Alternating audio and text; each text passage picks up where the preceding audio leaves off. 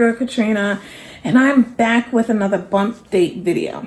Right now, I am 37 weeks pregnant and 1 day. I know the time has gone by so fast, and I cannot even stress that enough in every video. I'm out of breath already, and we haven't even started. I'm actually sitting in baby T's room.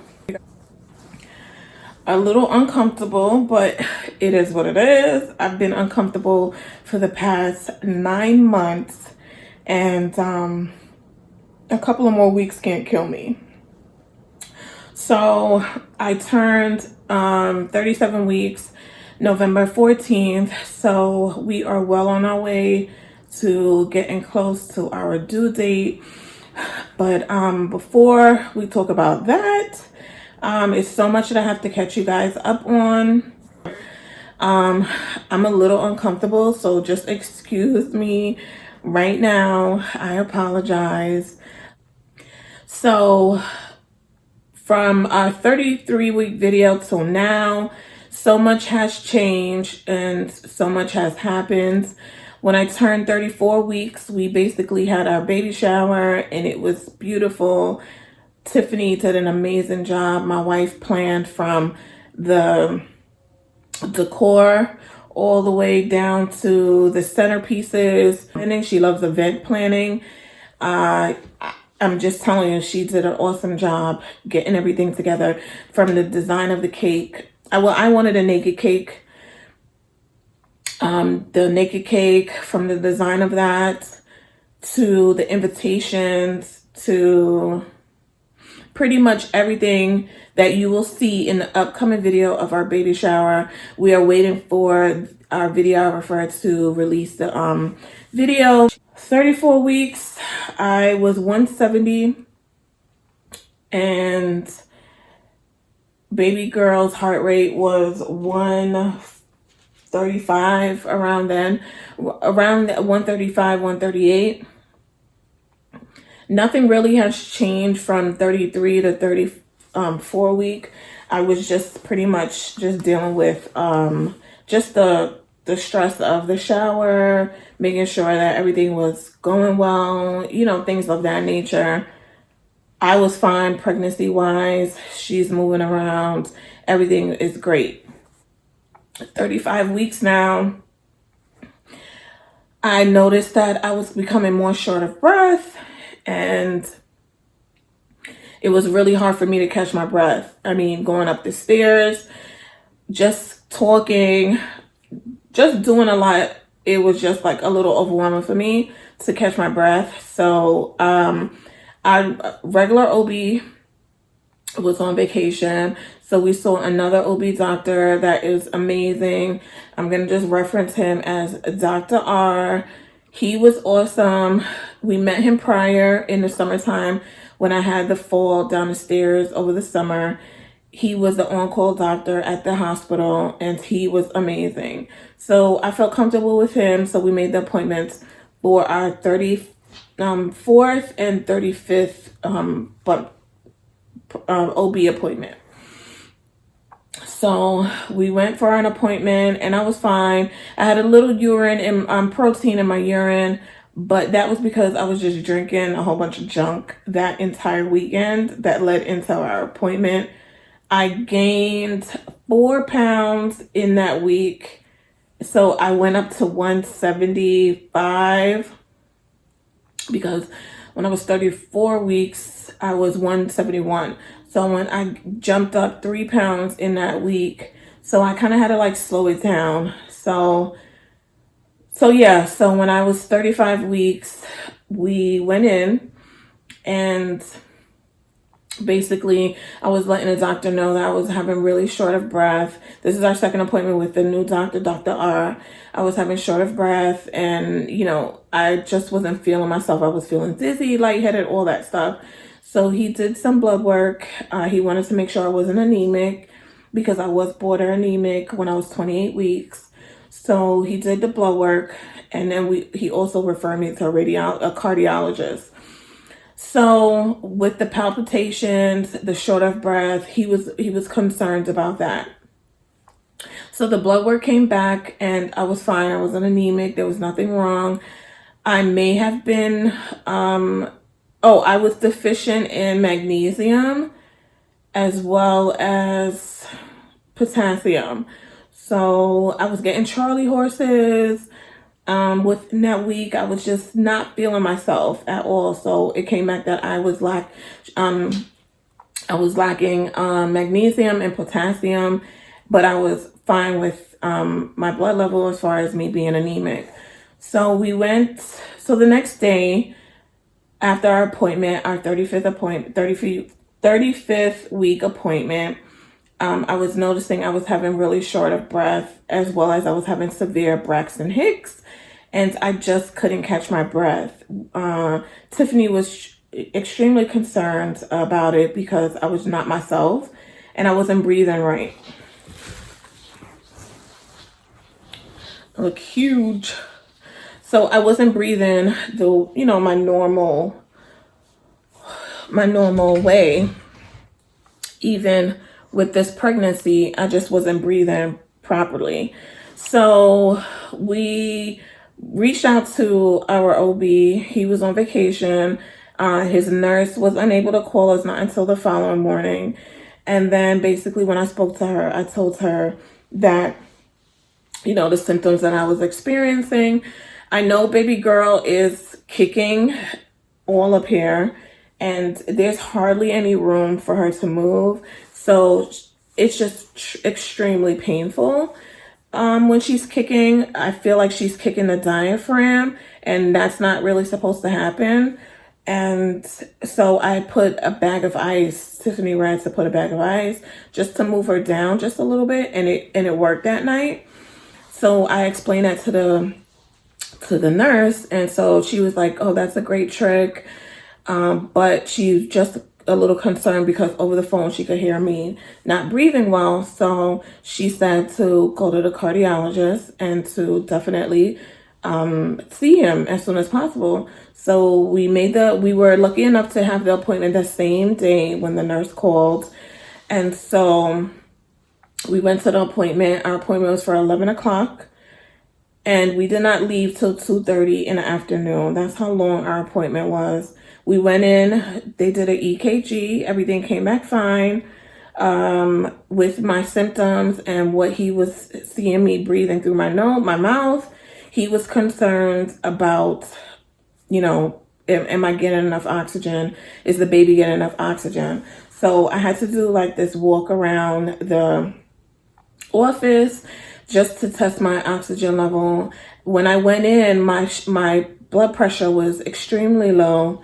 I think it was 90/60. Don't quote me, but it was very low. Blood pressure is. So he was a little concerned about that because throughout the whole pregnancy, my pressure has been the same every appointment. So we did an oxygen level test. We walked around. My pressure actually elevated with that short walk. And so he was just like, you know what, the oxygen came back fine. He said that he would like to do an echocardiogram instead of me waiting a couple of weeks for the appointment if we had time to stick around to do the echocardiogram. I was like, absolutely, we're going to do it. Tiffany took off because things were just moving really fast and she just wasn't sure if she needed to, if we were going to go to the hospital the next step, if God forbid, something was wrong. So we did the echocardiogram, and it was like maybe about like 30 minutes. But we waited for the results. Basically, the doctor called us back in and he was just saying that how he wants to assume due to me being pregnant and the increase of blood that my heart is pumping is working double time for me and for baby T. My heart is actually leaking. It's like a little leaky faucet. So one of the valves in my heart is basically leaking blood and it's pooling. So he was a little concerned about that, but he said there's nothing that we could really do about it right now. I just have to take it easy. Like nothing strenuous, nothing stressful. I can't overexert myself. Like I have to take my time because my heart is doing double time the work. So he wasn't concerned, but I was more concerned of the baby. I wanted to make sure everything was okay. My number one concern, even though I'm the one being affected, is her. You know, I just want to make sure that I'm fine and I'm well enough for her to continue to grow and everything is fine with her.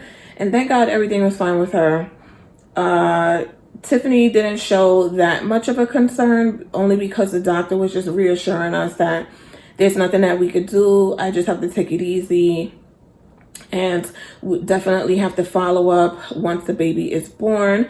So we made that appointment, and we go in January to do the echocardiogram again to see if, with the hormones, with everything, you know, subsiding slowly, if this leak is still happening.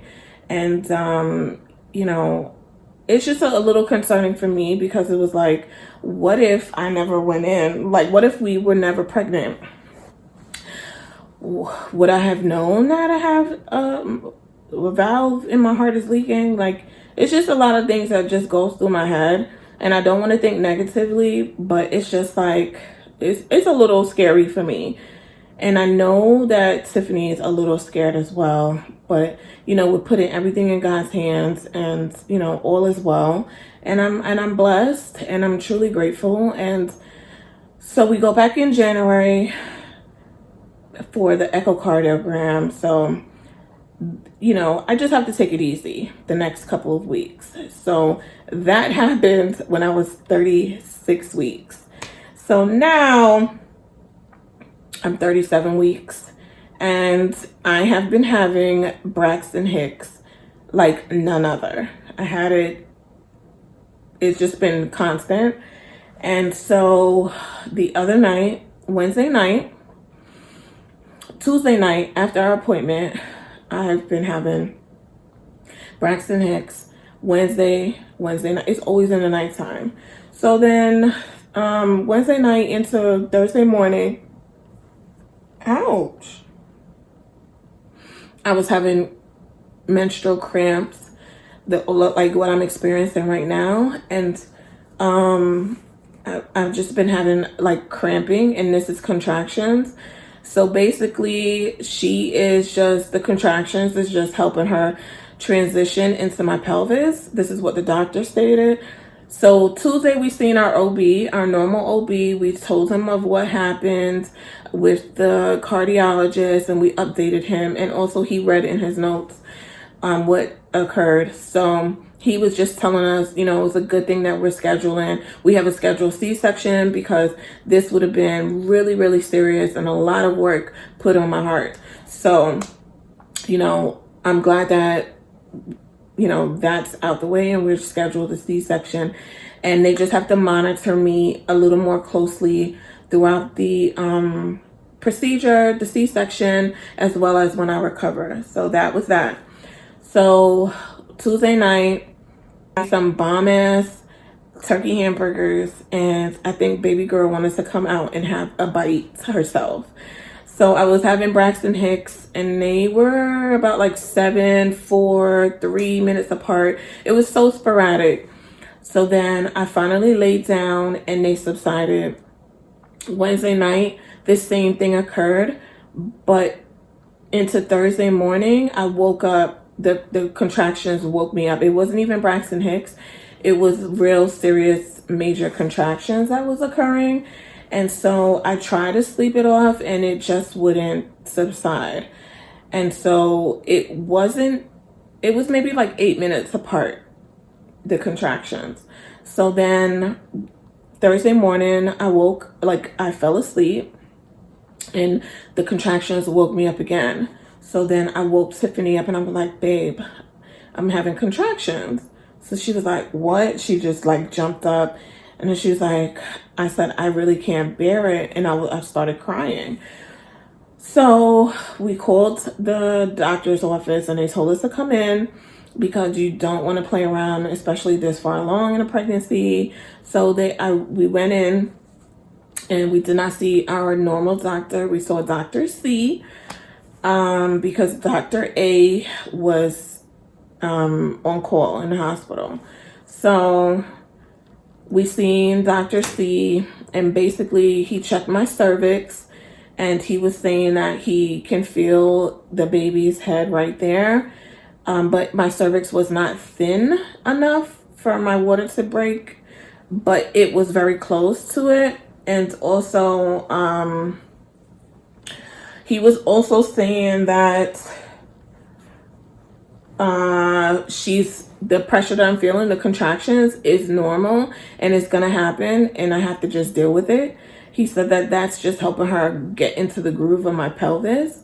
So I'm gonna feel more pelvic pain. I'm gonna drop even lower, and it's gonna be a little bit unbearable for me to stand and walk for a long period of time. So he said, just lay down, eat, sleep, just do just that. He asked if I was working. I said no. He said, okay, good. Just eat and sleep and rest. He also asked how far we live from the hospital, and we told him, and that was just like a little, like we were like, why is he asking that? After you done check my cervix and all that, like, are you not telling me anything? So when he measured the baby, he said that she is definitely, her head is down and she's ready to come. But a little bit more. So he said that he won't be surprised if we went into active labor from now until my next appointment, which is next Thursday.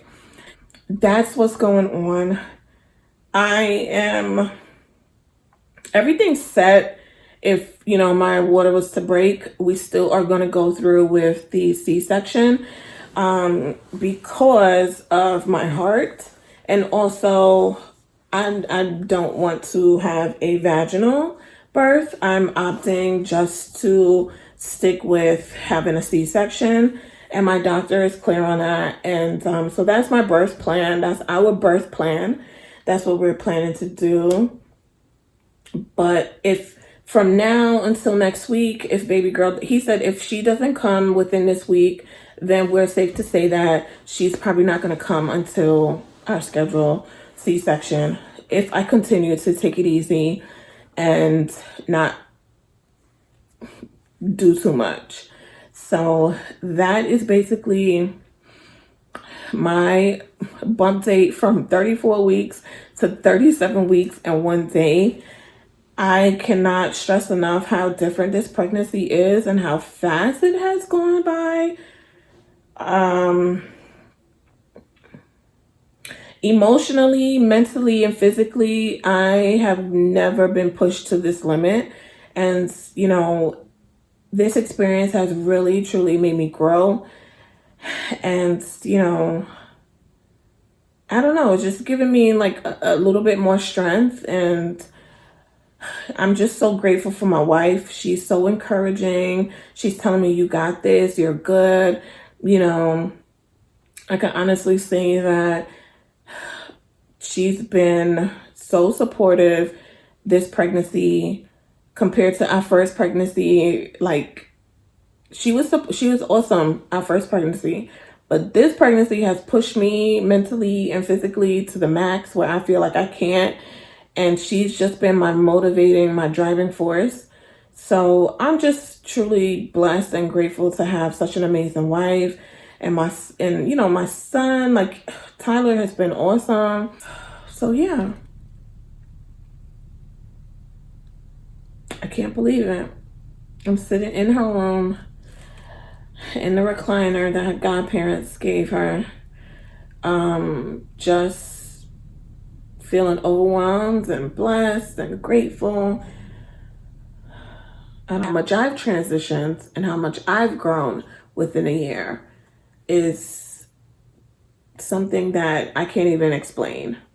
So with this new feeling of passion and excitement and of life, I birthed a business that I am truly passionate about.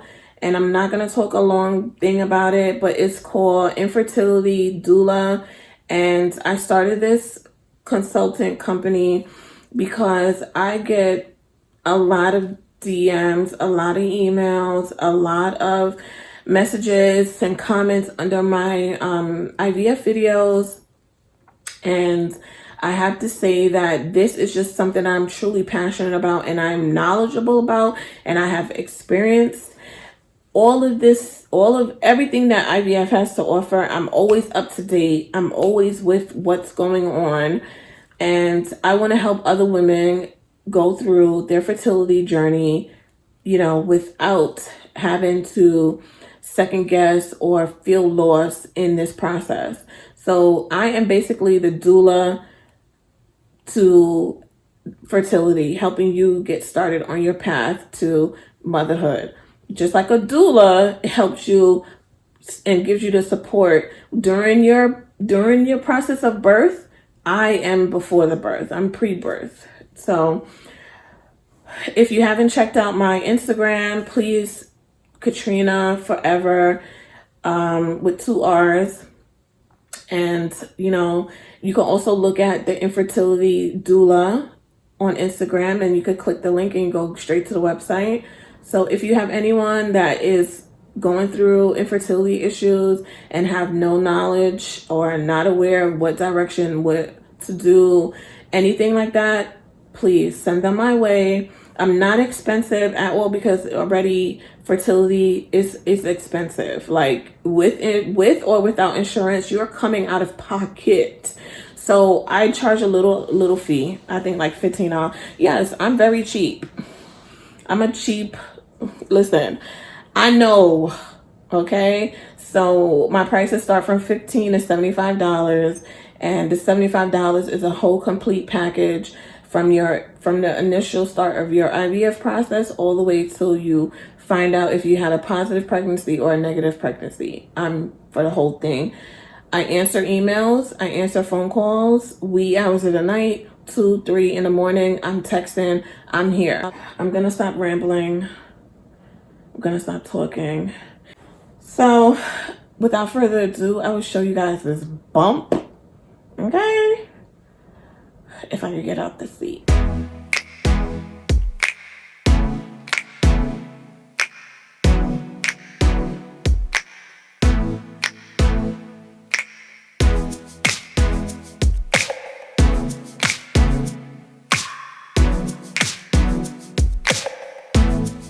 So, you guys saw the bump.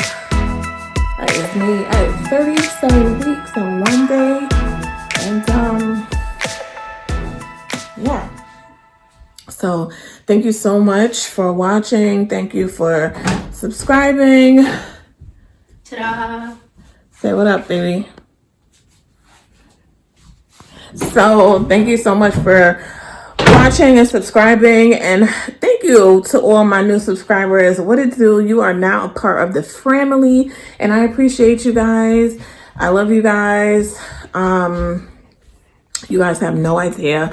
So you will see me next week at our 38 week bump date video. Is it 36 now? 37. He changes the board. So come and show them the board. So show them the board. Baby T, 36 weeks. Excited. That's what it says. So, Say excited? Oh. yes, like so excited. Remember you did that. Yeah. Oh, yeah. Hashtag KTTT. Oh, yeah. I'm the only one with a K. I appreciate it. Thank you to everyone, okay? Thank you to everyone, okay? You guys are awesome, and this is what motivates me to come on YouTube to upload videos and share content and just share my world. So I will be back next week with another bump date video, along with other videos that I have in store for you guys to watch. And it's almost time. Almost time. So thanks again for watching. I truly appreciate it. You guys are awesome. And you know, excuse my nose. Look at my face. Look. My face is so fat. So yeah, so I love you guys for watching.